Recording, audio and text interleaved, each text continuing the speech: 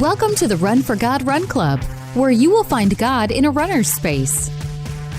Welcome to the Run for God Run Club. This is your one stop each week to be motivated and inspired to get off the couch and onto the running trail where you can, in turn, inspire others to do the same.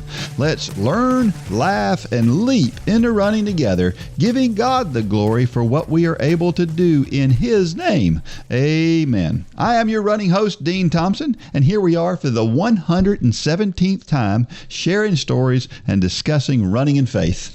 Once again, joining me is Run for God founder Mitchell Hollis. Thanks for having me, Dean. Is it 117 or 118? 118? 117? Is it 118? I think it's 118. No. Maybe it is. I think it is. I might have messed up there, huh? I'm pretty sure it is. I'll have to look it up and see. But hey, it's one something. We'll get it right. We'll get it right by the time this gets to be official. Yeah. I'm sure. So you took some vacation time recently. I did. So yeah, my in-laws, they live down in Mexico Beach, Florida. You know, when people say, where'd you go? And I say Mexico Beach, and they're like, oh, like it's some Caribbean island. I'm like, no, it's in the panhandle of Florida. But it's still a beautiful place. It's one of those towns that it's about 80 miles east of Panama City. But it's like a world away as far as the atmosphere. You know, Panama City's all about the commercialism, glitz and glamour, and Mexico Beach is a fishing town. Yeah. Well, I say that. It's slowly starting to change. You know, it's where the Hurricane Michael, and that was ground zero. So it wiped out a lot of the town. So now that they're building back, it's a little more commercialized, but they did something years ago. They put a height restriction in place. So nothing can be over 4 stories. Okay. So you don't have the huge, complexes like they do in some of the other towns. So yeah, it was a cool week. We just go down there and fish and eat good food and relax, just lay low. Yeah. That's always good for sure. Yep. All right. So this week, you were gone for a whole week. Yep.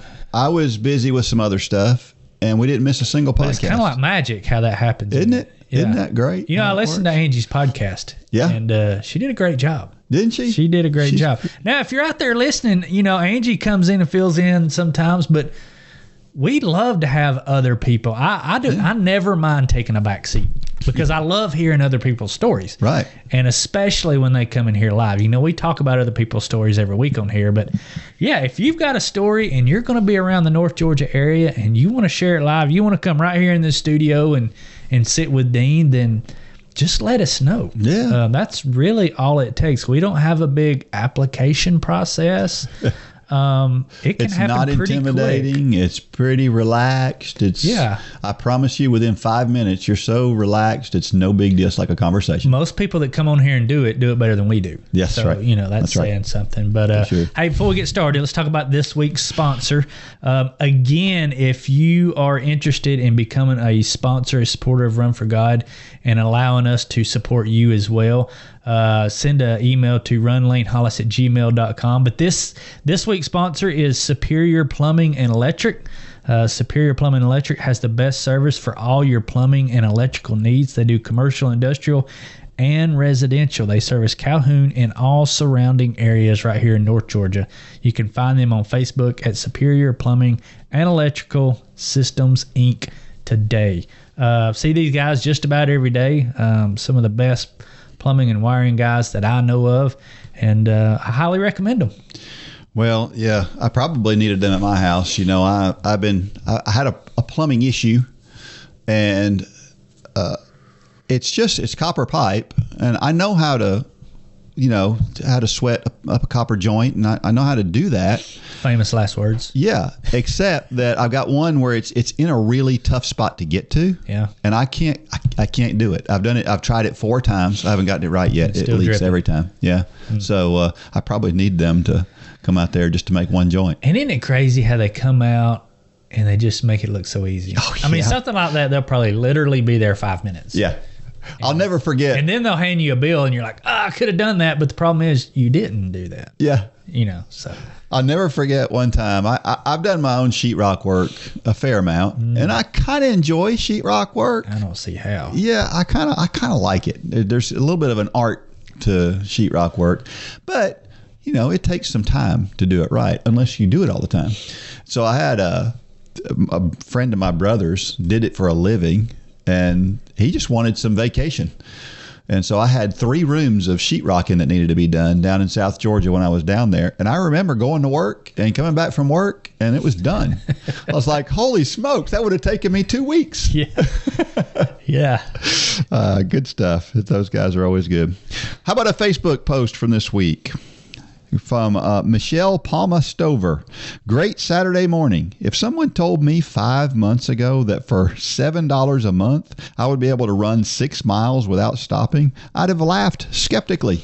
Today, I just did to run 6 miles without stopping. It's week 6, day 4 of the 10K training. I ran carrying God's banner of love as a nobody trying to tell everybody all about somebody who saved my soul. It's the best investment I've ever made. Have a blessed weekend. I love that saying. Isn't that a song? It is a song. It is a song, yeah. Yeah. I can't remember who it is, but trying to tell everybody. I probably shouldn't sing. You really shouldn't We sing shouldn't do that. That'll be bad. That'll be, yeah.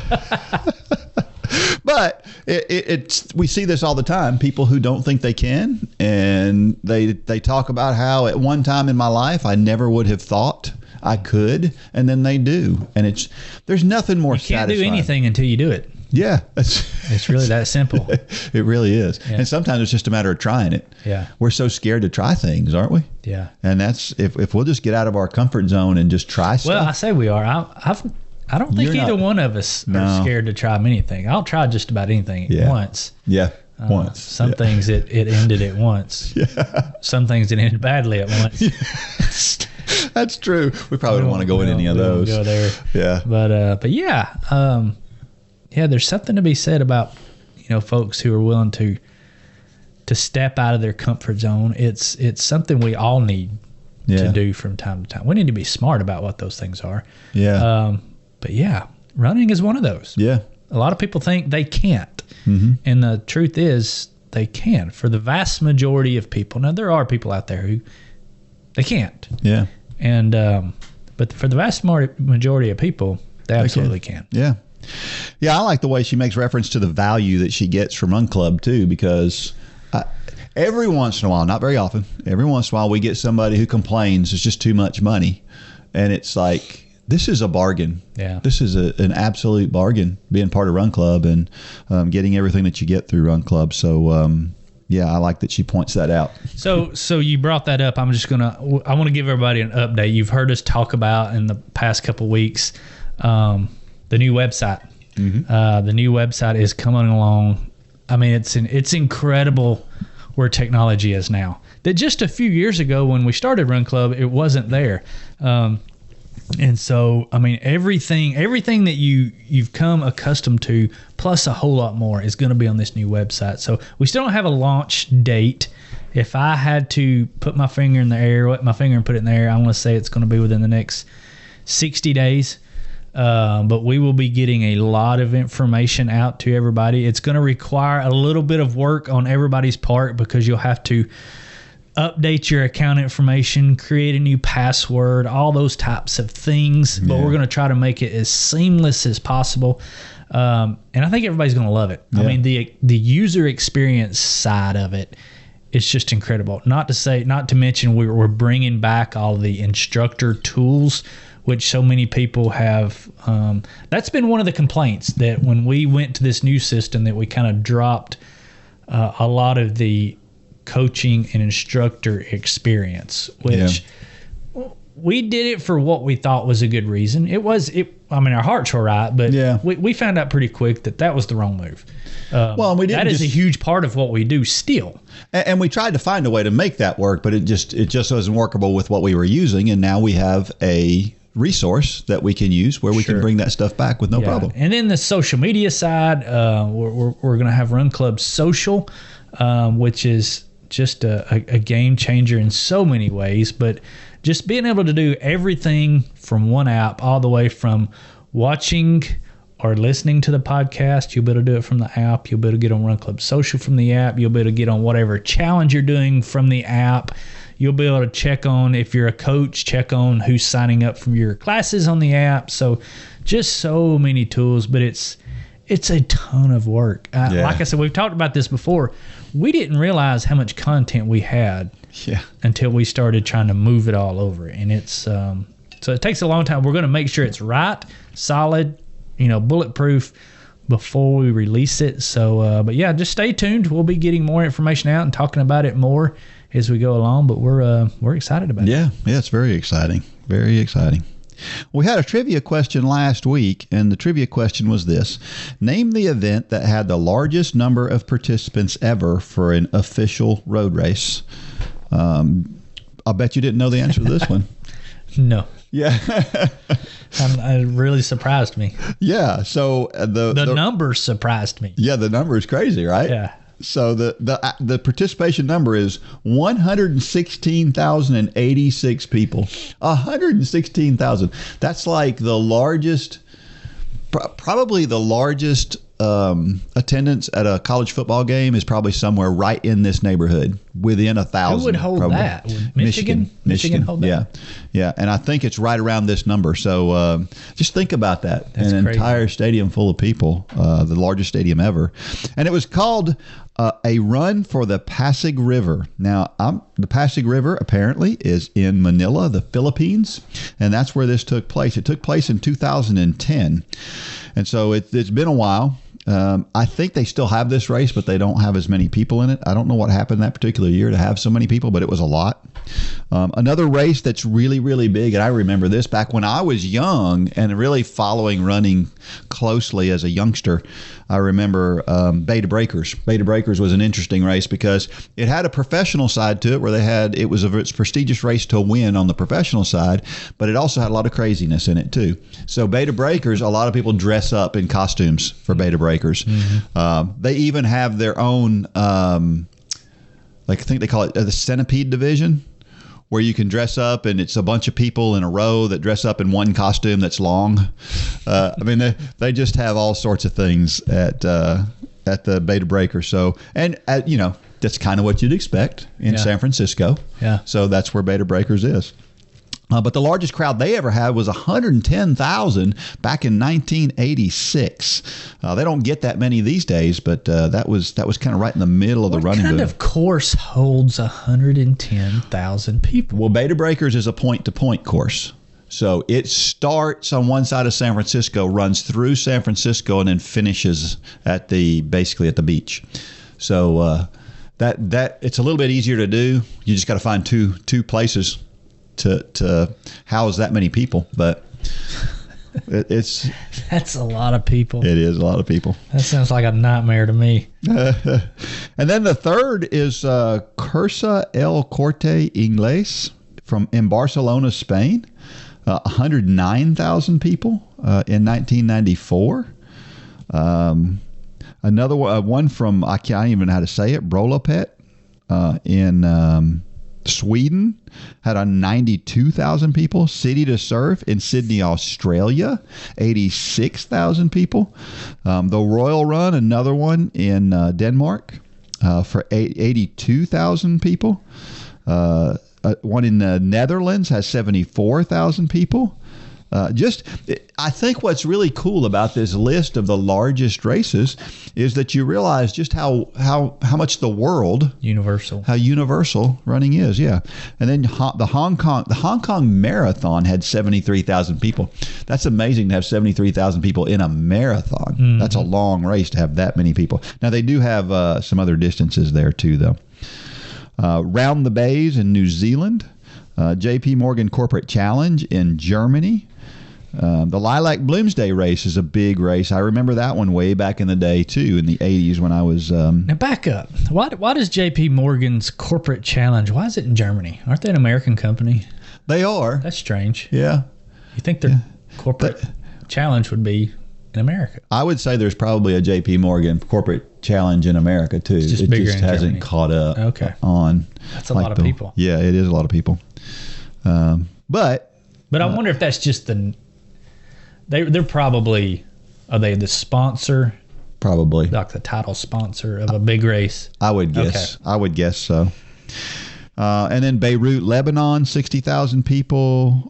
Vancouver, Canada, 89,000 people. I'm not sure why that one was listed here and not further up. There's another one in Sweden. A lot of stuff going on in Scandinavia there with 59,000 people. And then the Peachtree Road Race is number 15. Of course, that's the closest one to us. And it says 58,000 people. Now, my understanding was with Peachtree is that they cap it at 60,000 every year. And it sells out every year. Yeah, and so I guess 58,000, I guess that's because not everybody shows up. 2,000 don't show up. Yeah, that sounds like a reasonable number of people to not show up. Yeah, I ran that race once and checked it off my list. It's actually the first race I ever ran. Yeah. And I checked that puppy off my list because that's too many people. That's a lot of people. Too tight of quarters. Yeah. Now, if you're up, you're probably one of those that submits your seed time and you get up there with all the pros. But I was, 38,000 people deep. It's a lot of walking that first mile or 2 miles.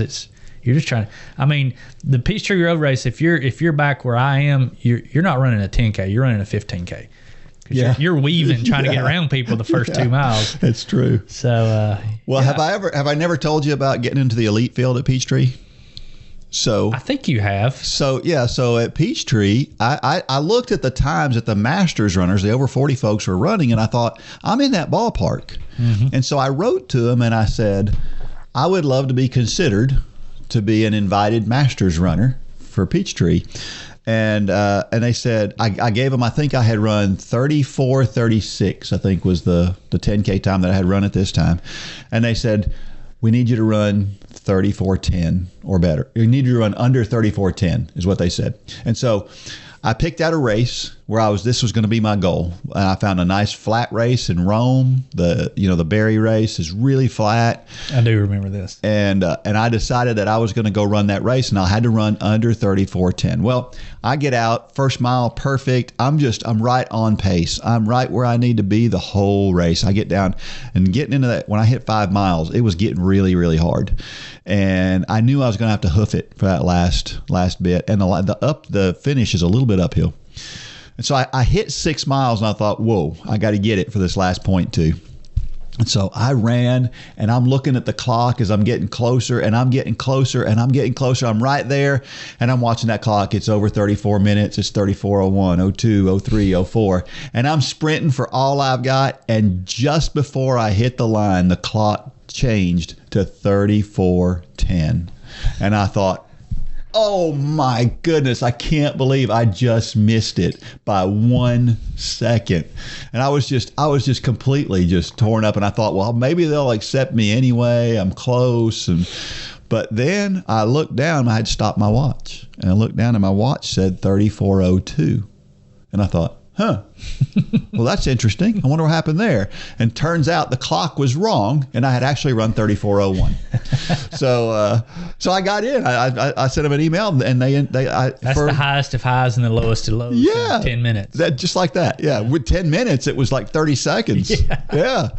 And anyway, so I got to be an invited runner, which was really cool because I got to warm up and stuff with the Kenyans and all that kind of stuff. It was really neat. Yeah, really that neat. Would be pretty cool. Different culture. They're so different. They're so laid back before a race.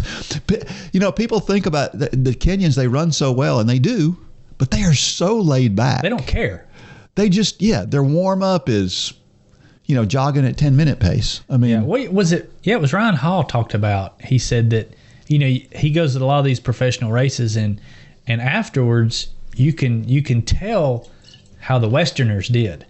The people from America, because it's just written all over their face. They're mad or they're crazy happy or whatever. But the people from Africa and places like that, you can't tell. Yeah. I mean, they could have won the race, and their demeanor is no different than if they completely bombed the race. Yeah.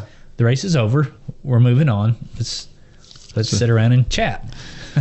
That's an excellent lesson That's for a lesson all for of us. all of us Westerners. Yeah, for sure. No kidding. Yep. So, now up in Ohio, the Peachtree Road Race is a 10K race, and there aren't a ton of 10K races these days. There are still a fair amount out there, but not as many as there used to be. 10K used to be a really popular distance. The half marathon has become a really huge distance now. But up in Ohio, I remember when I went up there, they had quarter marathons. And that's really strange. That, yeah. Is that the same thing as a mini marathon? You hear people say mini marathon. I don't know what that is. I think mini marathon can be a half marathon. Oh, okay. Yeah. But yeah, that's a weird distance, 6.55 miles for a quarter marathon. So yeah. Of course, I never liked that. I never liked the term half marathon personally. Yeah. Because I don't know, it just seems weird. Half marathon. You know, I don't know. Yeah. Should just be a 13-mile race or something. I don't know. Yeah. Well, speaking of 10K, we got a pretty cool one coming up. We do. July the 16th in Cartersville, Georgia. We've got the Run for God Hawkins Fund Raiser. See what they did there? Yeah. It's supposed to be fun. But and it will be. Yeah, y'all have talked about it. You and Angie talked about it on the podcast. We've been talking about it some. We're really going to start promoting it more as of this, when this launches. It kind of fits into our schedule for promotions. But yeah, this is a really cool race. Now, Angie and Patrick, they're putting a lot of work into it that we didn't necessarily want them to do. You know, but they want to make it great for everybody. But we loved how it was last year. Yeah. You show up, you got a chalk line across the sidewalk. Yeah. And you go run through some of the most beautiful country in the country. Yeah. Side farms and cows and but yeah, they're putting a little more oomph behind it this year. But the cool thing about it, it's free. It's a fundraiser for Run for God that they're doing. So you can sign up and you can register so that you can create a fundraiser of your own and try to raise money for the race. And I think they have some milestones that you get some goodies if you hit certain milestones.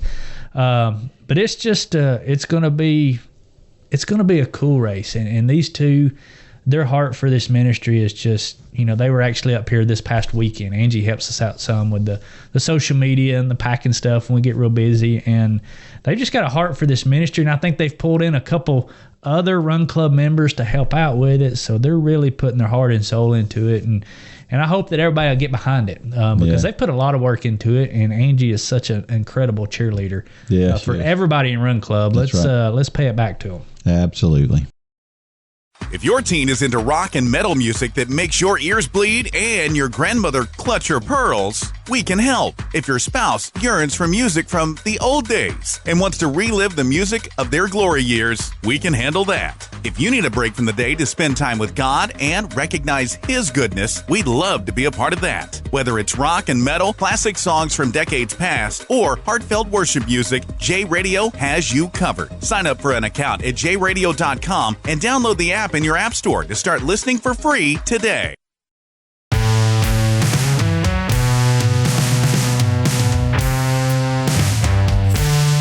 Okay, Dean, so we're back, and I forgot to mention something, and I'll be shot if I don't mention it. Cool. Gay and we don't Holly need will that. absolutely kill me, but we now have, and if you've been on the store, or you've probably gotten an email about it this time, we have the Run for God Boulder Athletics running skirts. Obviously, they're women's running skirts, but Holly and Gay and I think Angie actually helped them some with the design. These are I feel weird talking about running skirts because I know nothing about them, but evidently these are a lot of the Run Club members already wear this brand because it's such a high quality brand. Yeah. I know when we were down at Disney, several of the ladies had them on there, but Holly and Gay have been working with Boulder Athletics and coming up with a custom Run for God design. It's got the logos on it. It's got all the cool colors in it, and they actually matched all the colors in the skirts to the shirts that we offer, the tanks and the tees. And so all of it matches with the current Run for God gear you might have. But evidently, I've never put one on. That would be weird if I put one on. But evidently, they're comfortable. They're fashionable. And the ladies love them. Yeah. So those are on the website now. You've probably already got an email about them. Go check those out because it's a very different product than we've ever offered. It's a great partnership that we formed with Boulder Athletics. And go check them out. It's the Run for God ladies skirt. It's just one more thing. I mean, you talked about the amount of content we have. A lot of the things we just keep getting a little bit bigger and a little bit broader. Yeah, and well, I it's mean, exciting. we listen to what people say, and this is one of the things we kept hearing more and more. We can't do everything we hear, obviously, but when we start picking up patterns that we hear it more than one time from more than one place, it's the same thing with the whole instructors coaching platform on our website. We don't know some of these things unless people tell us. Yep. And we do listen. And so, if you've got suggestions and things that you would like to see, shoot us a message and let us know, because there's a chance we might actually do it. For sure. All right, so I ran the Chattanooga Chase recently. Have you ever run that race? I've never run that. I've heard. Is that the one that's it's like it's uphill and downhill? Yeah, the first mile is flat, second mile is slightly uphill, third mile is all uphill and relatively steep, and then the fourth mile is all downhill, pretty steep, and then the fifth mile is relatively flat. Good leg trasher. Oh my goodness, it'll just tear your legs to pieces. My legs get trashed almost as much as a marathon. From running. It's just 8K. It's it's a short race, but my goodness, those downhills are just brutal. I ran, here are my splits. My splits for my third and my fourth mile were 7:10 and 4:57. The final uphill and then turn around and come downhill. Yeah. I mean, that's just crazy. But what's crazy is that I'm sure that I ran a race one time called the Downhill at Dawn. It was a half marathon down a mountain. That had to be brutal. And I say smoking fast. You would probably laugh at the time. I don't even remember what it was. I want to say it was like 138, 140 something. I don't remember. It was in my faster days, but I hurt for weeks after that race because it just absolutely destroys your legs coming down those hills. And I think I know where the downhill is in Chattanooga, and that's a pretty steep grade there. Yeah, it is. So how did you do? But it's fine. I finished 22nd. Yeah. But in the age graded race, I finished first. Nice. So that's my high five. That's my goal these days, is beat the old guys. That's one of the things that I like about the Chattanooga Track Club is they put age graded results after every race. They give the age graded results. Oh, age grade. Age graded results. Age group. Okay. No. So they handicap you. Yeah. So basically the age grading is they compare your time to the world record for your age. And so every year, and then it's a percentage. So they say anything above 70% is considered what they call regional class, like Southeastern region.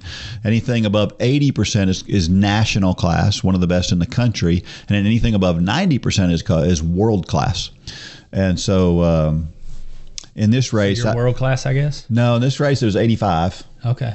But that was the best in the race. I mean, Dean, come on now. So you got to pick it up. I've run 3 races in the 90s over the past year and a half. Yeah. And so that was the first time I'd ever run a race in the 90s. But it also doesn't account for that hill. No, that's that's for that distance. So right, it's a slower race. Yeah. Okay. Yeah. Okay, we'll give you a pass. I actually did score in the 90s for an 8K year before last. When I set the record for the 5K, that next week I ran an 8K. And so, yeah. But had it been a flat course, you might have been a little closer. I might have been. Yeah. I would have been, but I don't know how much closer. You still got that 4-something downhill. That comes into play. Yeah, that helps. That helps. I'll never be that fast. But then they have 2 hours after the 8K, they have a 1-mile race. And so I signed up ahead of time because, I want to do this steeplechase in July. And I know I need some strength for that. And I knew that running those hills and then running as hard as I could in a mile afterwards was going to be really good for building strength. But I'll tell you this, after running that 8K, I was really kicking myself for signing up for that mile. So the steeplechase you want to do, is that the not NCAA? USATF. USATF Nationals? Yeah. Where is it this year? It's in Lexington, Kentucky. Okay. Yeah. Okay. Well, that'd be nice and cool. Yeah. Yeah. So anyway, I also won the age graded competition in the mile as well. So good job, Dean. So yeah, and won the. I'll just live vicariously through you. That's cool. That's cool. Yeah. But it's one of those things where a lot of times, we talk all the time about signing up for a race, even if you're not sure you want to do it, and it'll get you motivated. Well, it was good that I signed up for that ahead of time. Yeah. If I waited till that day, I probably wouldn't have signed up for it. Because you didn't feel right like it. Yeah. And I'm a cheapskate, so I won't just throw that money away. So. Yeah. All right. Well, we have we've talked about stories. We need to hear more stories. We had a big influx of stories there for a couple of weeks, and then it's cooled back off again. So don't forget, we still need your story if you haven't submitted it yet. So dread, that's not an emotion that we talk about much, but it is real. It was real when I ran that mile, I can tell you that. But Rhonda Williams is sharing a story about a much deeper, more important kind of dread. So this comes again from Rhonda Williams, one of our favorite, and it's, "Oh, how I dread it." I feel an intense sense of dread in the weeks leading up to major heart surgery, I wasn't worried about dying. I knew that I was going to live because God had told me so. But I also knew that it was going to be the hardest thing I had ever had to endure. I dreaded waking up on a ventilator with my hands tied down, unable to speak or breathe on my own. That's terrifying for someone who is claustrophobic. I dreaded not being able to communicate my needs to the nurses in my family. I dreaded the pain and the feeling of helplessness I was sure I would feel. This feeling of dread lasted for several weeks, and I prayed several times that God would take this cup from me so I would not have to go through such a difficult experience. But God said no. This was something I would have to do. Through this experience, I got just an inkling of what Christ must have felt in the days leading up to his crucifixion. The book of Matthew records his distress in chapter 26. "And he took Peter and the two sons of Zebedee with him and began to be grieved and distressed. Then he said to them, 'My soul is deeply grieved to the point of death. Remain here and keep watch with me.'" Matthew 26:37 and 38. That's Matthew 26:37 and 38. "The dread I felt was heavy, and there were days that it was all I could think about, so I can't even imagine how heavy that burden must have been for him." There are some big differences in his experience and mine. The surgery I was facing was to save my life. Jesus willingly laid his down. The procedure was necessary to repair a defect in my heart.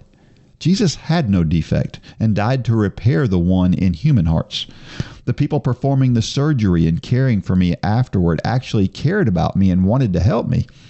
Jesus faced hatred and betrayal even from those who loved him. I had no choice. I had to have the surgery if I wanted to live. But Jesus did have a choice, and he chose to take all my sins and yours upon himself so we wouldn't have to. Or so we would have the right to become children of God. That's John 1:12. My situation was all about me, but Jesus made his sacrifice all about us. My surgery went really well, and I had a very good outcome. But Jesus performed an even more miraculous surgery on my heart when he went to that cross and bore the penalty of my sins. And now I have the greatest outcome of all, salvation. I have nothing to dread any longer. What a great picture and great story and contrast. Yeah, I like how she contrasted that there. Yeah. With what God did, what Jesus did for us. I mean, that'll ring your bell. Yeah. It really will. Yeah. And can you imagine the dread?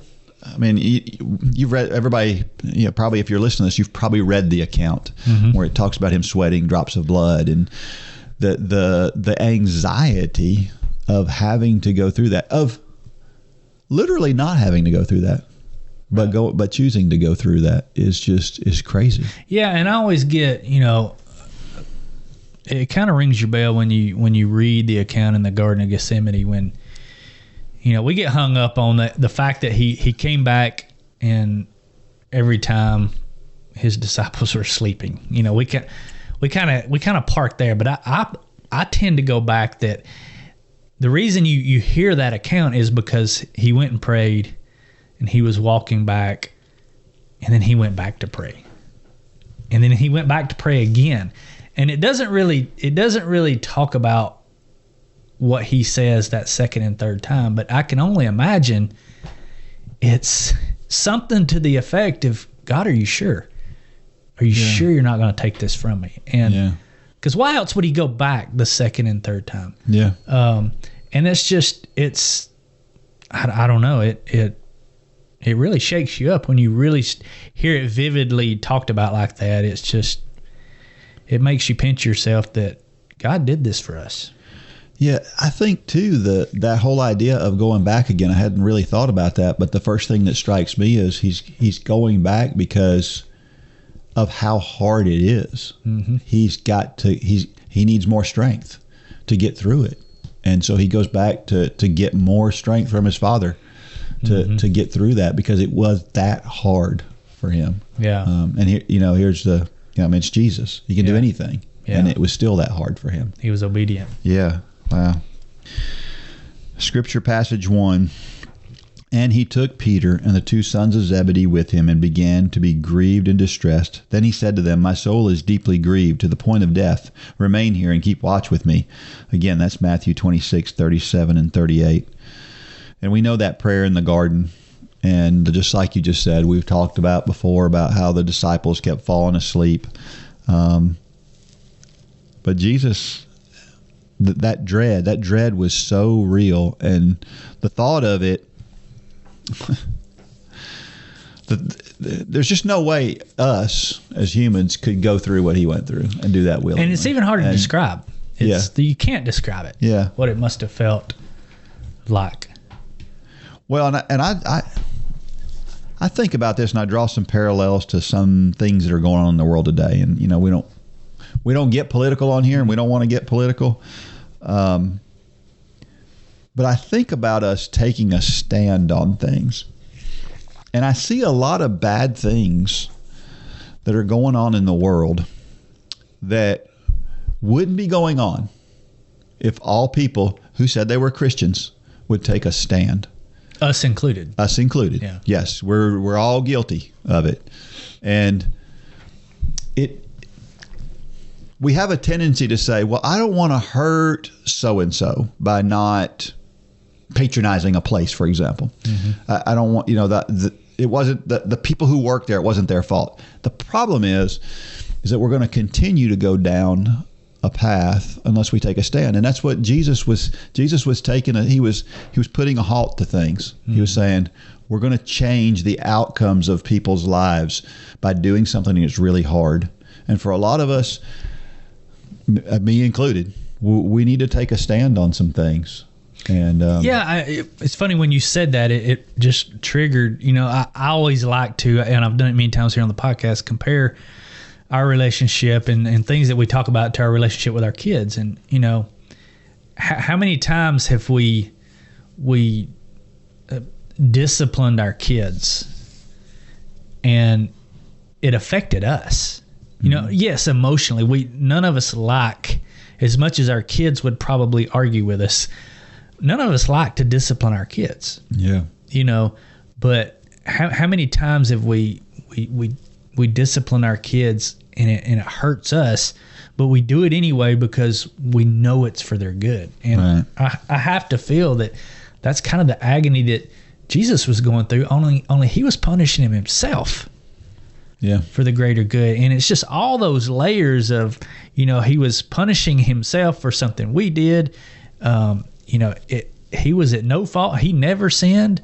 There was all of these excuses that we many times give that he didn't give, which shows why he's Jesus and why we should follow his lead in every one of those circumstances. Yeah. Because I don't know, sometimes I get hung up on that prayer in the garden because it really shows the human side of who he was. Yeah. And that he was dreading that. He knew the outcome. He knew what was going to happen 3 days later. Yeah. But that doesn't make it any easier. We know that when we discipline our kids, we know the outcome, but that doesn't make it any easier. When Jesus wept, he knew that he was going to raise Lazarus from the dead, but that didn't make it any easier in the time. And so it's just a model for us of how we need to have those kind of optics. Yeah. Of don't look at the here and now, look at what's going to come from it. But we're so guilty of being like the disciples. The disciples just didn't really feel the gravity of the situation at the time. And I think that's what we do a lot of times, particularly at the point where, before we get that relationship with Christ, we just look at things so flippantly and so unseriously. We put ourselves in a position to where we don't feel the gravity. Yeah. Back in biblical times when they sacrificed animals, they put their hand on their head so that they felt the gravity, they felt the life go out of the animal, and it made them understand the penalty of sin. It made them feel it physically. But so many times we put things in place to where we don't feel the penalty. Yep.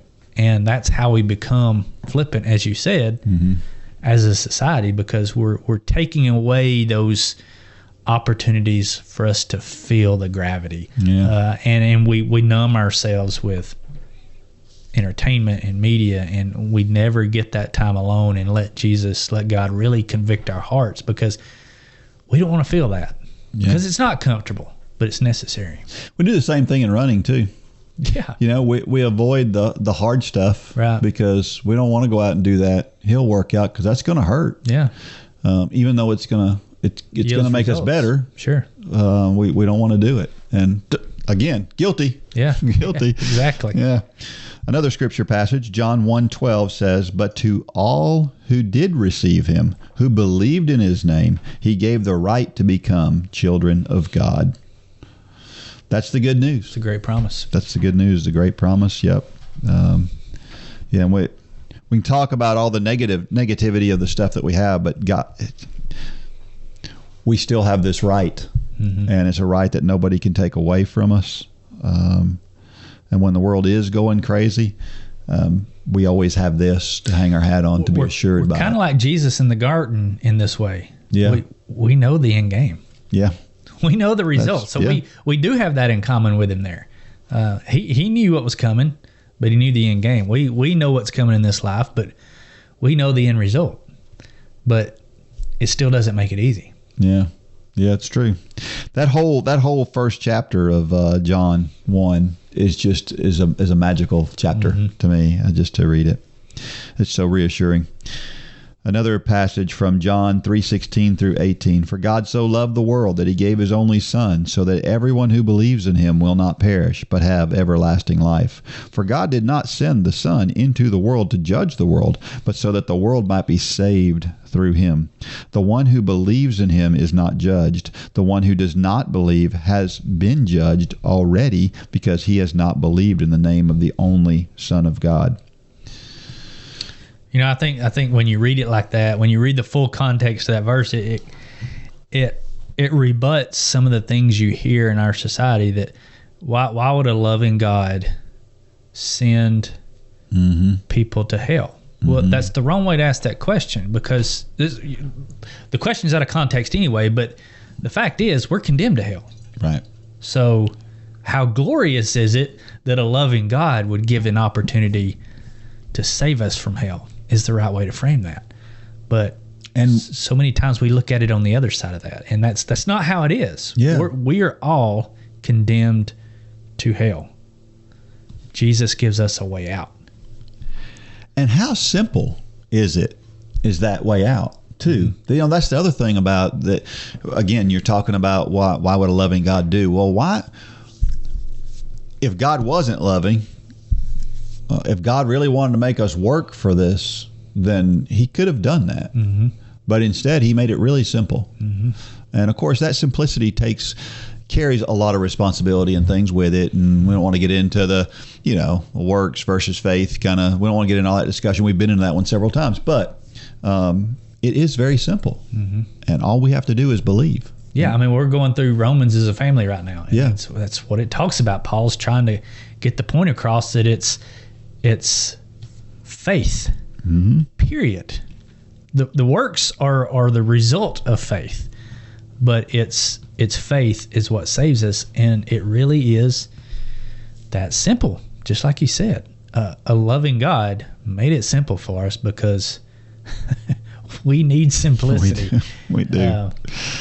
Yeah. And we talked, this whole story is about dread. And I honestly don't understand how people who don't have Christ get through tough times because of the dread they have to feel through those tough times, and how much easier it is to bear that dread when you do have Christ and you do understand the end game. Makes such a difference. But why is it, Dean, that we allow things to consume us and we dread it so much? I had this conversation with my two boys just a few nights ago. You know, during the summer, they have two chores that they don't have year round, but in the summer they have them. One is we have like the rose bushes around our house, and they have to deadhead the roses, meaning you clip off the dead parts, and they have to pull weeds. And Lane, he'll tell you, he said, I dread this every year. It's like the worst thing. You know how dramatic he is. Yeah. It's the worst thing ever on the face of the earth. And I said, really? It's that bad? Why not trying to figure out how to change your perception? You know, we say it a lot. It's kind of a cliche, but you get to deadhead and pull weeds. Some people can't do that. Some people, for whatever reason, they're not able to do that. Some people would love to be able to get outside and do that, be in nature. Or to even just have those roses. Or even have those roses. Yeah. But we all do that. We have these menial tasks that sometimes God just, hey, Mitchell, why don't you do this? And by the end of the day, we have it up as this, God's just asking the impossible. I can't do that. And we psych ourselves out, and he may be just asking us to say hello to somebody. Yeah. But I don't know why we do that. I don't understand that. But if we could come up with a pill that would take that kind of thinking out, we would be gazillionaires. Yeah, that's true. But we do it. Yeah. But to your point in many other podcasts before, the more you practice not allowing that to happen, the better at it you get. That's right. Yeah, that's a good point. Here's a question. When was the last time you felt dread, and how did you deal with it? This is a very simple one here, but last week, we have been we've been working on it. Our deck is falling apart. And so we've been needing to work on it for a long time. And I've been trying to find somebody to work on it, and everybody's just too busy right now. And so we decided, okay, we're going to have to do it ourselves. So we got all the materials to do it ourselves. So Debbie and I are doing it, and we're working on it together. And she doesn't realize that I enjoy that because I get mad when something doesn't work right, and she thinks I'm just worked up about it. And I'm really not as worked up as I sound like I am. You know what that is, what that's like. But anyway, you and Lane have something in common. Yes, we do. We do. Absolutely. 100%. So, but we're working on that, and we worked all day for a couple of days, and everything hurt. You know how it is when you're bending down, you do something you don't normally do. Yeah. And I'm just sore all over, but I hadn't run for the day. And I was so dreading getting out there and running. But I did it anyway. And I mean, that's just what we have to do, is those things. And the truth is, I didn't want to run, but because of my attitude towards running, and my attitude that it's not if I'm going to run, it's when I'm going to run, it wasn't that bad. For a lot of people, the thought of being as sore and tired as I was and going for a run would be so unappealing that they would probably skip it. But, it's practice again. It's back to what you were just talking about. Because I've done it so many times, it's like it's just second nature to go out there and run. Now, did it hurt? Yeah, it was hard. Yeah, but I did it anyway. So, we just can't leave ourselves an out when it comes to that kind of stuff. And that goes for everything that we do. All the things that we know that God is telling us that we need to be doing. It's just a matter of doing it. Just do it. We dread it. We'll spend so much time worrying about it, and the worry doesn't help us at all, and it only makes it worse. And it's like just again, we've talked about it a number of times. Nike knocked out of the park. Just do it. Yeah, pretty simple. Yep. And then I know a good way too to deal with dread and changing that attitude, I think, is through prayer.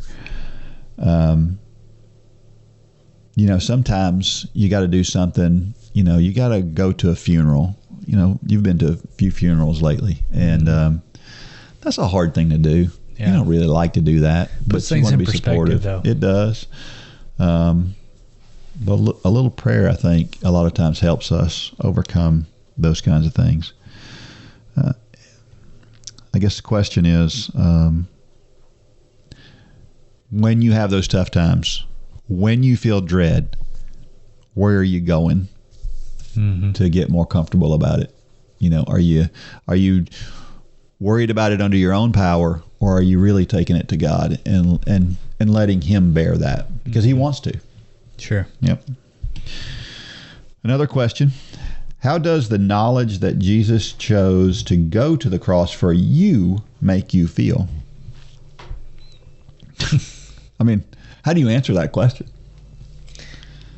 Yeah, I mean, just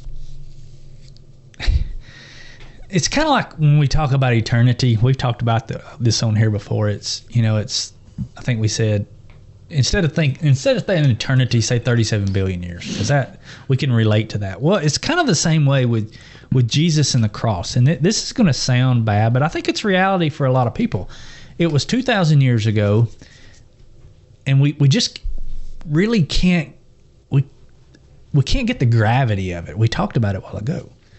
So put somebody that's in your life now that would do what Jesus did. Not saying anybody in your life now would, but what I'm saying is put it to somebody you know. Like I think about, somebody I love.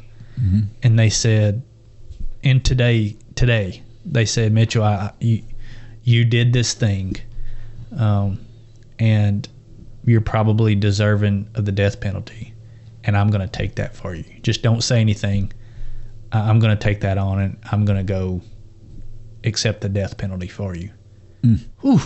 Yeah. I mean, that really puts it close to you at that point. Yeah. Not that Jesus shouldn't put it close to us, but I'm just saying, and from a practical matter, many times it's hard to make that connection. Yeah.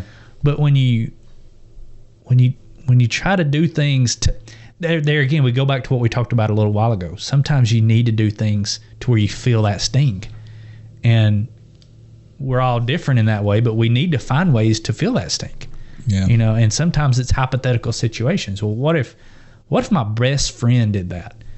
Then you start to really get that lump in your throat and that pain in your chest. Like I would feel horrible. Yeah. I would feel so grateful and thankful. All the emotions that you feel, we got to somehow figure out how to make that the case when we think about Jesus doing that. Yeah. And that's why it's so important to read and really dig into the scriptures of, the crucifixion and the prayer in the Garden of Gethsemane, to really start to feel that agony that Jesus felt. It's not comfortable, but it's necessary for us to feel that.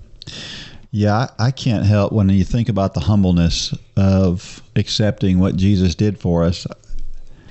I can't help but think I sent him there. Mm-hmm. It's my fault that he was there. Just like you're talking about with that loved one who's going to take that death penalty for you. It's your fault that they're doing that. And that to me makes the gravity of it really stand out, and you really feel it. And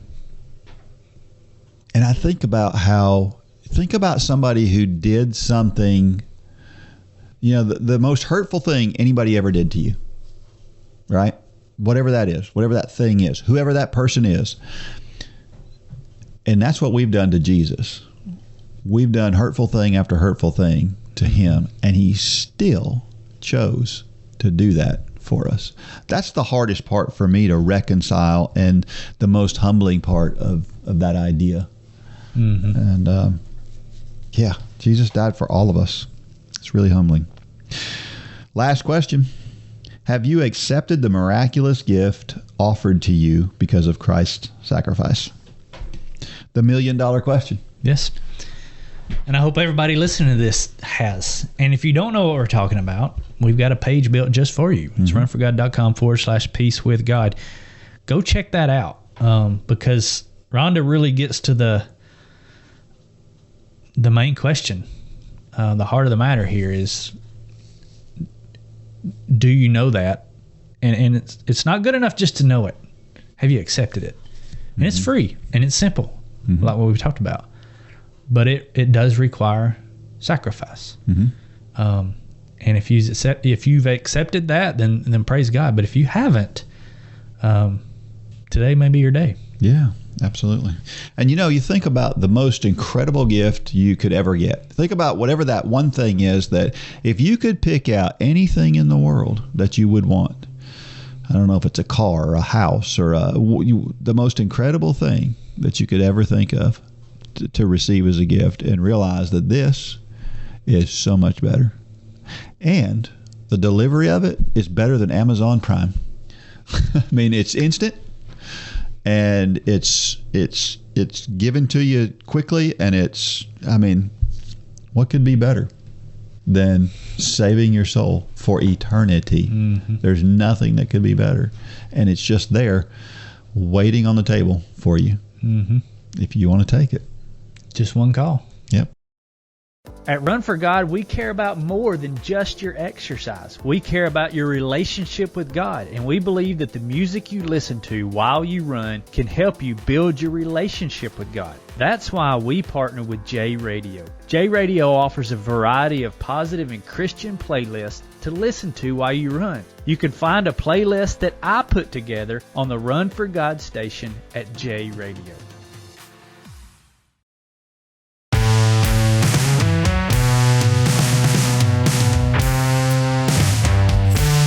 All right, we're back, and I saw an online discussion recently about staying hydrated, and it's one of those things that I have mixed feelings about. I don't know if we've talked about it on here. We probably have talked about it at least some.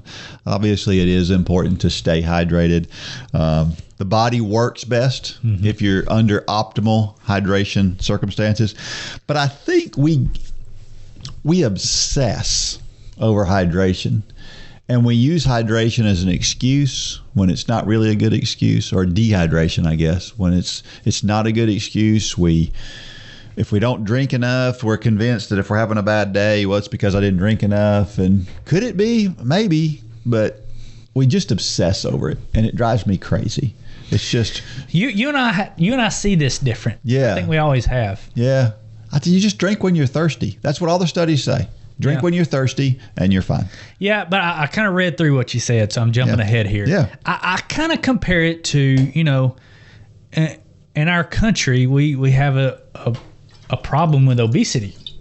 So we kind of obsess on eating less portion size, so you can lose weight and get to an optimal range. And so we talk about it a lot. We really drill it home that, don't eat as much. Just eat the right portions. And so we obsess about it kind of in that frame, and that's good. Now, are there people that take it too far? Yeah. And the answer is yes. Yeah. But that doesn't mean that we shouldn't keep the narrative of eat less. Yeah. Because most people have a problem with eating less. Well, on the flip side, I always really pushed drink more water, especially with our young athletes, because most of them were on the bulimic side of eating. They just wouldn't drink. Yeah. So I think the risk of somebody overhydrating, it shouldn't stop us from pounding the drum of hydration, because most people don't hydrate enough. But I also see your side. Yeah. That for certain people, they take that literally, that you just can't drink enough, and they wind up on the side of a race course with what do you call it? Hyponatremia. Hyponatremia. Yeah. But I don't think that should stop us from continuing to pound the drum that you got to stay hydrated. Have a water bottle with you. So I don't know. We've had this conversation more than once. And there are things, there are bad things that come from being overhydrated. Gastric distress is a real thing from being overhydrated.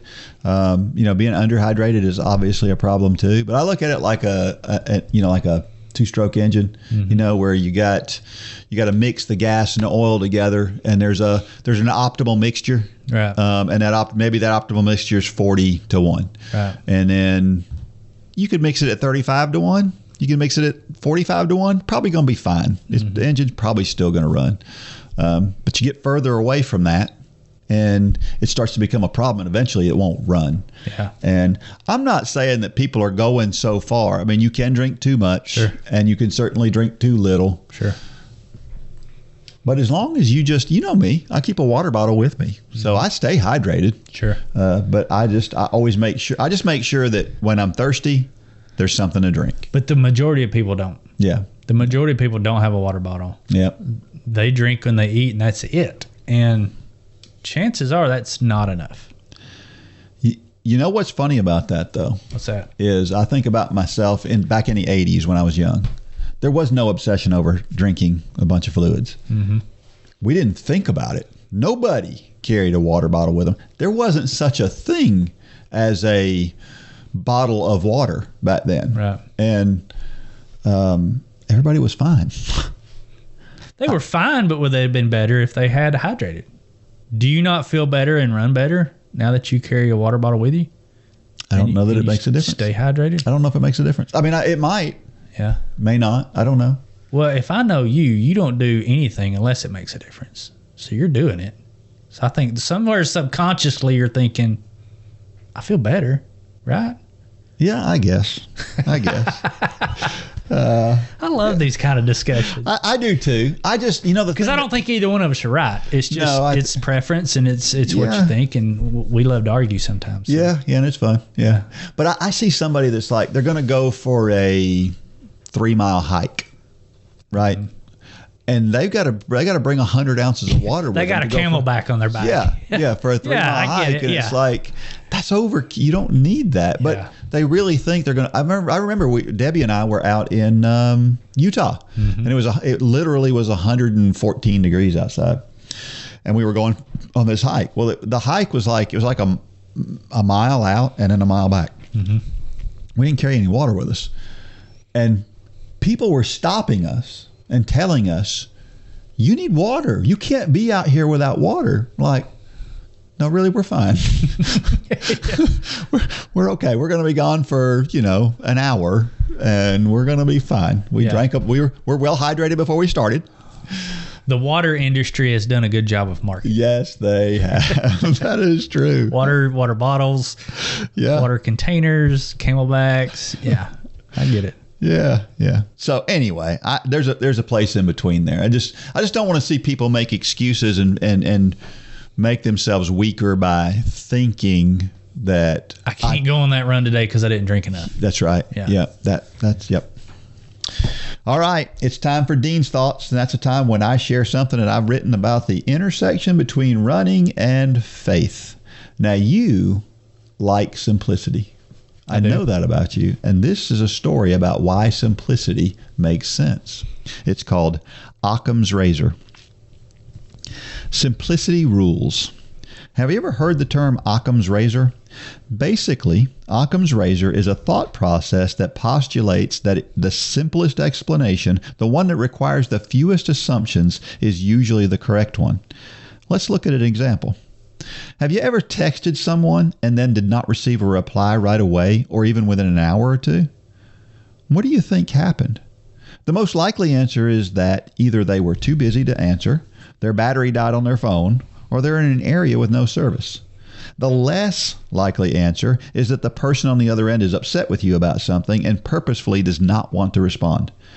You see, the dead battery only requires one assumption. The idea that someone is not answering because she is upset with you and requires you to assume that she is upset about something and chose not to call you as a result. The simple answer is usually the right one. Of course, we may all be guilty of assuming the worst in that situation. There are many examples. Do I have a headache from dehydration, or do I have cancer? Did a dog get into my trash, or is there a burglar prowling the neighborhood?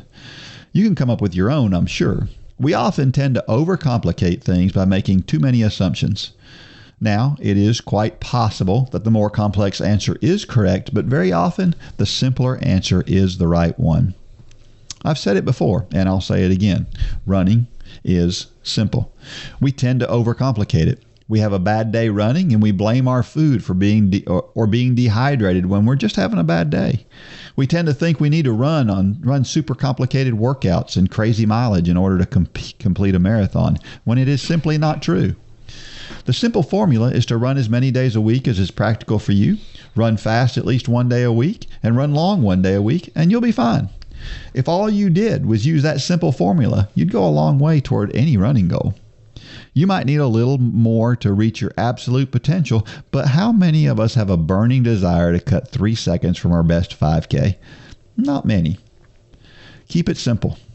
Of course, don't ever forget one other simple concept. Consistency is still king when it comes to training. If you do what I outlined above and do it consistently, you'll reap the rewards. I can't help but think about how this applies to God. You will often find that very intelligent people are the atheists. I think their problem is that they think the answer to the how we all got here has to be something complicated. But I've always said it takes more faith to believe in evolution than it does to believe God spoke the world into existence. Using Occam's razor, you can see that a belief in God requires far less assumptions than belief in evolution. In our case, you simply assume that God exists, and then everything falls into place.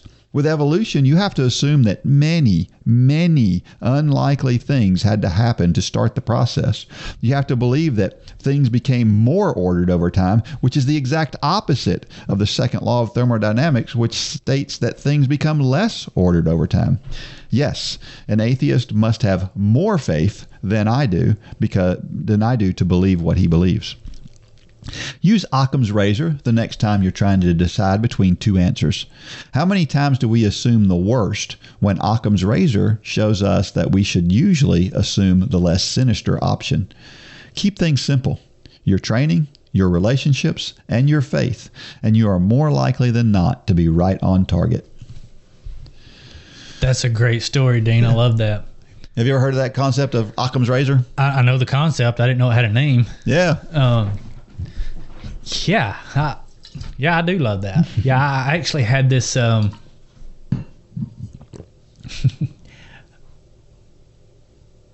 had this conversation with Lane just last week. Not the whole calling it for what it is or whatever. He was doing a track workout and Lane has gotten. I don't know why. Well, I do know why. He tracks his heart rate. He tracks all these different things, and that's great. Yeah. But that can also be a crutch sometime. And Lane come up to me. He's probably not going to like me telling this, but I'm going to tell it anyway. He came up to me during a workout. I'm trying to think of what the workout was. Anyway, it was supposed to stay in his tempo pace. Well, he come up right before the last rep and said, "Do you think I need to back it down a little bit because my heart rate was getting kind of out of my aerobic zone, getting into anaerobic?" And I said, "No." And he kind of looked at me like I had three heads because he's supposed to stay in his aerobic zone. Mm-hmm. But he knew, and I knew, that he was about to go above that. And I just said no, and he did it. But later we got to talking, and I said, you know, there was a lesson there that that was probably not optimal from a training standpoint for you to go above that.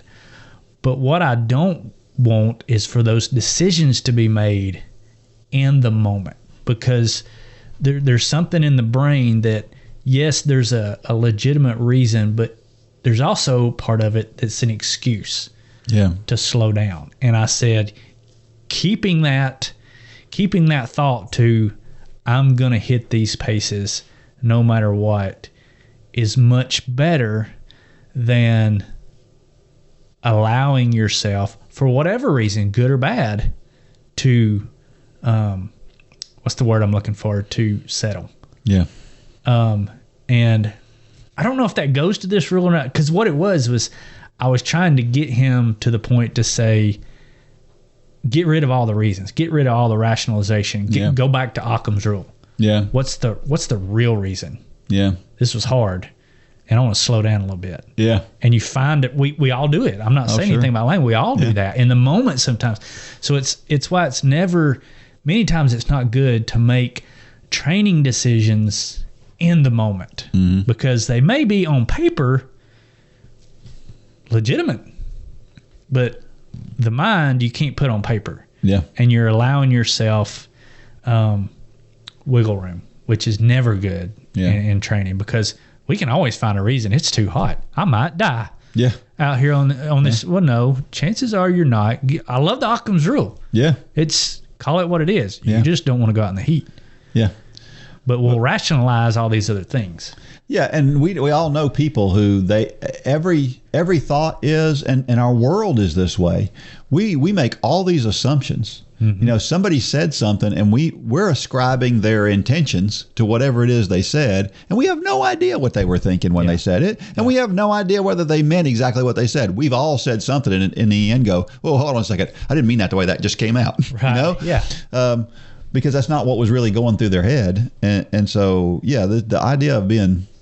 And just to be clear, I'm not saying Lane was looking for, because Lane is not one that looks for excuses, but it hit me in that moment that, okay, here's a crossroads. You can, as a coach, we don't even need to crack that door open at all. Yeah. And some coaches might say, no, you should have kept him under threshold. Well, I disagree, because I think mentally there's so many more lessons that we need to get down pat than there are physical ones. Yeah, I'm sure. Yeah, I think I'm siding with you on that one. This whole atheism versus Christian thing has always been a fascinating argument to me, because it really does require more faith to be an atheist than it does a Christian, because there is I don't know that people, the average person who believes in evolution does not realize how many assumptions you have to make to believe in evolution, because we have no evidence that anything has ever evolved from one thing to another thing.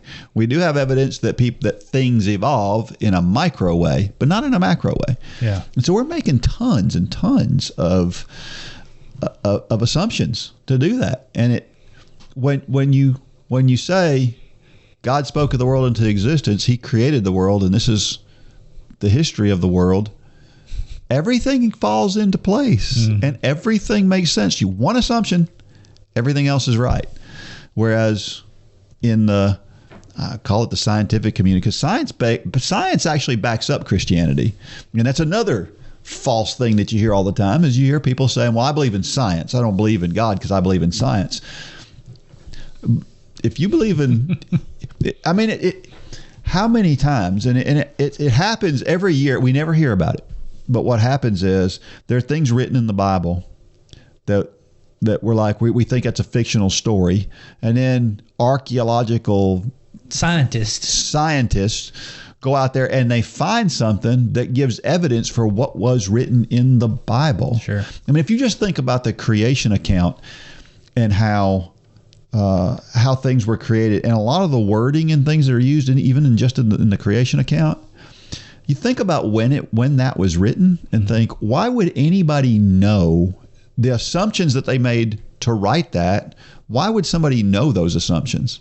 Well, they know those assumptions because God gave them to us. Sure. So yeah, it all just makes sense. It drives me crazy to hear people argue. Tell us how you really feel, Dean. Well, but simplicity. Simplicity is the way to go. Simplicity's key, and so is consistency. Yep. And running is simple. Yeah, I mean, think about, and we have training plans, even though I argue that we keep our training plans very simple, but, maybe you're out there and you're, I don't want to run or whatever. Okay, think about if you just walked 3 miles a day. You would be in better shape than, I don't know, what do you think, 90%? Probably of the population? At least 80%. Yeah. You would be in better shape than, so just maybe you're out there and you're saying, this running thing's just not for me. Just find some part of what we're doing here, whether it's the walking or maybe you do the 5K challenge over and over. You have no desire to go on to a half marathon. If you did the 5K challenge, as simple as it is and as simple as we keep it, we have really no speed work in the 5K challenge. Yeah. But if you did that just back to back, every quarter you did the 5K challenge, you'll be fitter than probably 90% of the population at that point. But you'll also get faster. Yeah. Even with no speed work. Yeah. Because you just get better. Consistency. You get more fit. You lose more weight. You learn the principles of, okay, I don't feel like doing this today, just to your point earlier, but I'm going to do it anyway. Yeah. All of those things. Well, yes, we have the marathon challenge, and it's incredible to see all the stories that are coming out of this. But this whole ministry was founded on the 5K challenge. Yeah. And if you just do the simple things, even walking, just walking will get you to where you want to be. Will get the majority of the people where they want to be physically, from a weight standpoint. All things can be fixed with simplicity and consistency. Yeah. But so many times we tend to want to complicate it. Mm-hmm. Well, because we've gotten the emails, well, why don't you have speed work in the 5K challenge? Because we don't want complexity. Mm-hmm. We don't. And we have very little in all the other challenges. Yeah. And even when we do, we keep it pretty simple. I mean, there's some complex speed workouts you can do out there that will help you get 1% more. But we understand that's not where the secret is. Yeah. But so many programs out there will say you got to have this, it's got to be complex to work. And that's just not true. That's absolutely 100%. Do you struggle with motivation to exercise? Are you looking for something that will challenge you and inspire and motivate you? The Run for God Run Club is just what you need to get off the couch and on your way to a fitter, healthier you. Stop trying to get into better shape and do it. With the help and inspiration of thousands of others who are going through the same challenges you face. Whether you're participating in the Couch to Marathon Challenge or just looking for a daily pick-me-up to get active, join the Run for God Run Club today. You can join for as little as 27 cents a day. So what are you waiting for? Get started today at www.runforgod.com.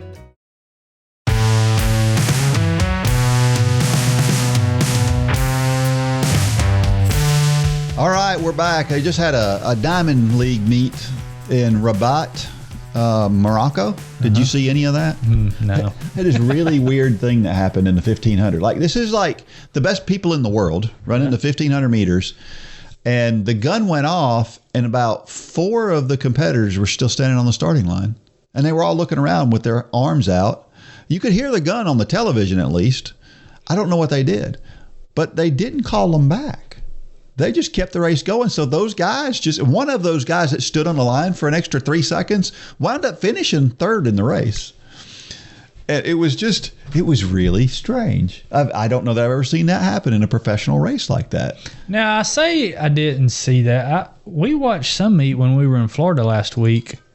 That may have been it. It was Oregon. It was in Oregon. No, this one was in Oregon. What was in Oregon this past week? The Prefontaine. Yeah. You probably saw the Prefontaine Classic. Yeah, that was pretty interesting. Yeah. We were really floored at, you're going to have to help me, the miler. He didn't do any better than he did. Not Jakob Ingebrigtsen? Ingebrigtsen. Yeah.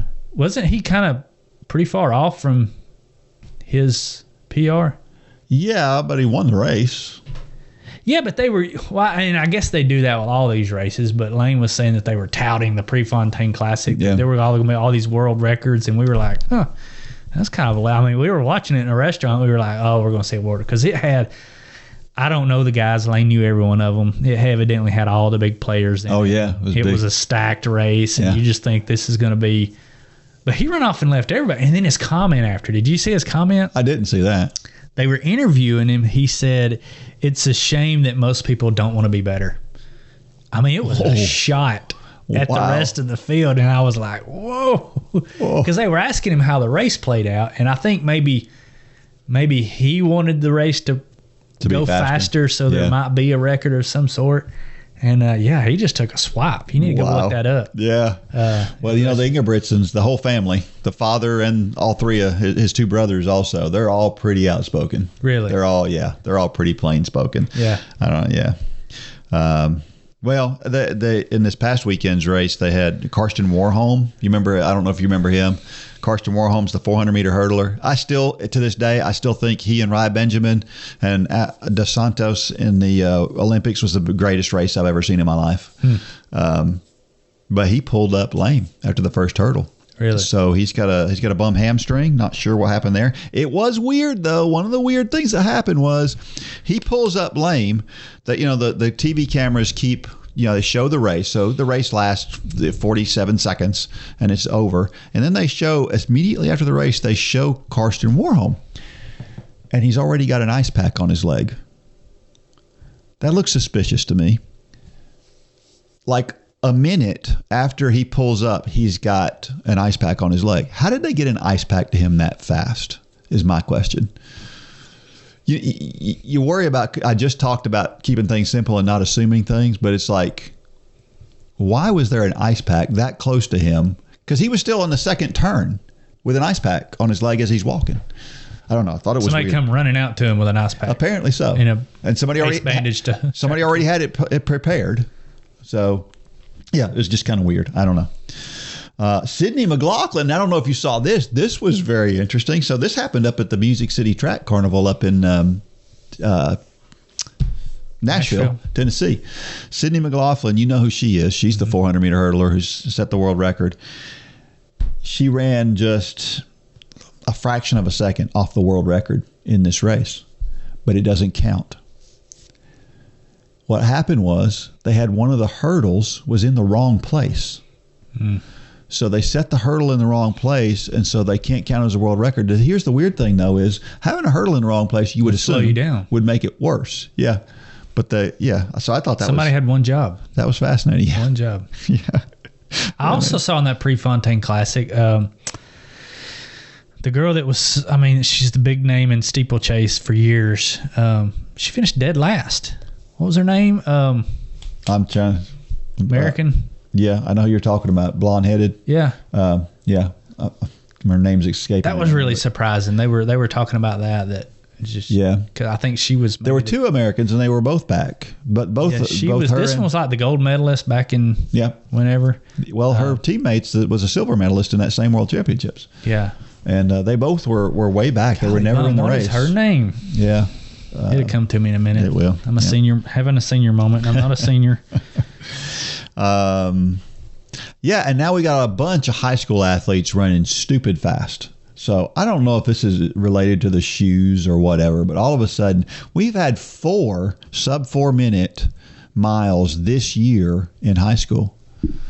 And one of them was a junior, which he's the first junior to break 4 minutes in the mile since Jim Ryan did it in 1964. So it's weird that we're having all of these, because there's still, I think there's less than 20 total high schoolers who have run under 4 minutes for a mile, and now there's 4 this year in the last couple of weeks. It's really crazy. Emma Coburn. Yeah. That's the steeplechaser. Yep. Oh, well. Well, hopefully she'll get back into it by the time the World Championships come around in about 6 weeks. Yeah. So anyway, I don't know what's going on with high school athletes, but all of a sudden they're crazy fast. Yeah, and a lot of them are coming from one school, at least in cross country. Yeah. What's the school in California where you're seeing all these standouts come from? Oh, yeah. I can't remember now. Another senior moment. Yeah. My goodness. And then Sha'Carri Richardson's back, and she's feuding with somebody on Twitter. She just, golly, that just drives me crazy. So, but she ran well, so we'll see what happens with her. And then I thought this was interesting. 2 women believe they have broken a world record after running 106 marathons in 106 days. Faye Cunningham and Emma Peachtree from Aberdeenshire, that's over in England. Scotland, I think. Beat the previous Guinness World Record by 11 marathons. And so they started on the 19th of February. They were raising money for charity. They each wore out 7 pairs of running shoes and lost 11 pounds during this whole ordeal. And and they were eating an extra 4,000 calories a day. So that's what enough running will do for you. Now, I'm not saying that anybody should do this, but they figured out how to just get into a conversational pace, and just became, it's funny what the human body will do. Sure. It just got used to doing that day after day, and they were able to just continue to do that. So these two ladies kind of did it together, which is pretty cool. So, and apparently the Guinness Book of World Record folks are going to go out there and they're going to see if they can certify this thing. The current world record is held by Alyssa Clark, who's an American. So they run the same course every day? No. Okay. No, different things. Different places. Yep.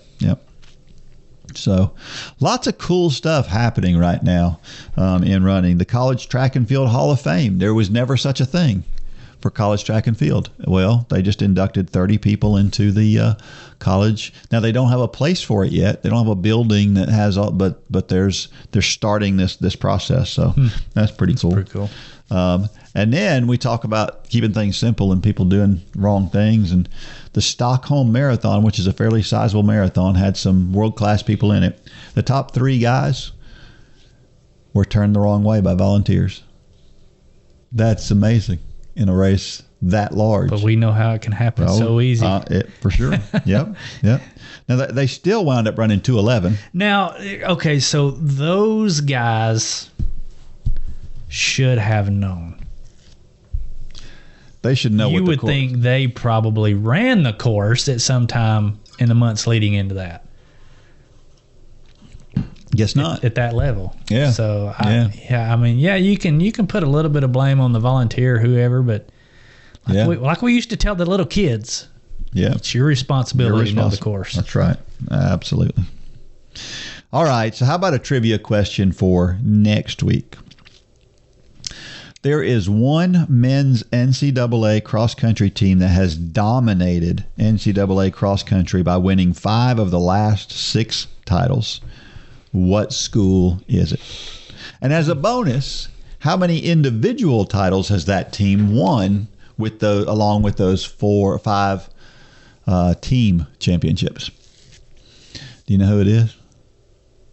2 teams come to mind when I hear dominant cross country. I don't know which team it is. Yeah, well, I think I might know. Well, we'll see. Yeah. And if you know the answer to that, you can send the answer to dean@runforgod.com. And if you are the first person to send an email to dean@runforgod.com, then you will receive a Run Club tumbler.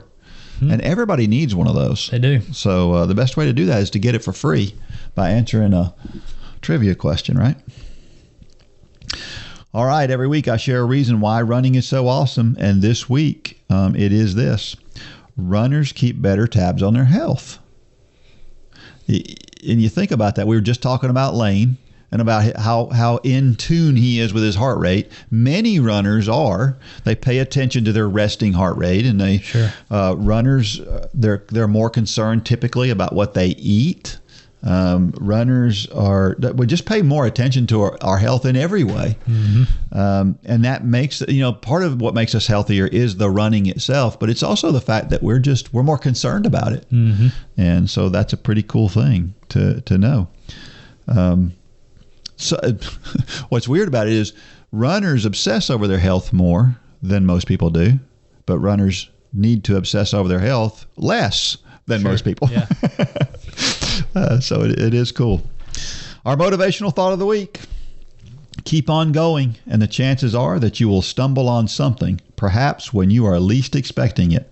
I never heard of anyone stumbling on something sitting down. Never heard that. I like that. That comes from Charles F. Kettering. Yeah. That's the beauty of just keep moving, keep doing, and something will come up. We cover more ground when we're moving faster and when we're moving. And if you want to stumble into something, cover more ground and you get a better chance. That's pretty cool.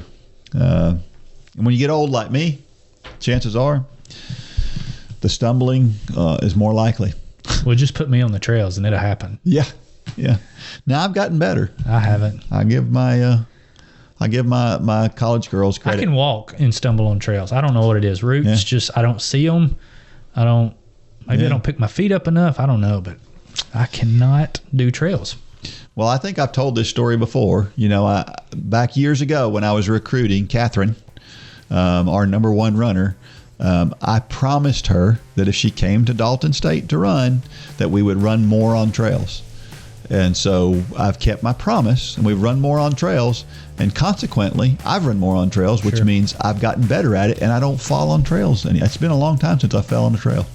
So now that I said that, of course, I'm going to fall tomorrow. Fall this afternoon. Yeah. But yeah. Let us all know next week. Yeah. All right. Well, until next week, may God bless every step of every run. Go out there and shine your light. Good job, Dean.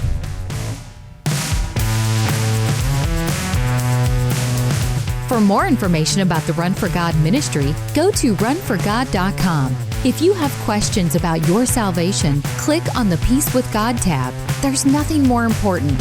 Thanks for joining us today.